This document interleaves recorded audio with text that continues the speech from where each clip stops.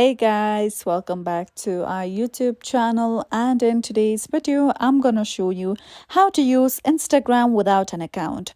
So I'm gonna show you one of the steps through which you can do this. So let's open Instagram app. Then you can search for any page or someone's profile that is public on Instagram, or you can ask your friends to do that.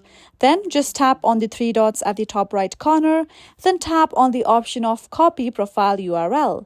Now, once the link has been copied, or if one of your friends sends you the link of someone's profile, open any web browser on your mobile device, then paste the link and search for this link. With that, you will be led to Instagram's website version. Now, over here, you can see that I have not logged into my Instagram account, yet I am able to use Instagram over here. Now, if you scroll down below, you can go through this particular page that you have copied the profile link URL of, or the link that your friend has sent to you. You can also tap open any of the posts like this, and you can view the comments and other details accordingly. However, to view other features, you would need to have an account.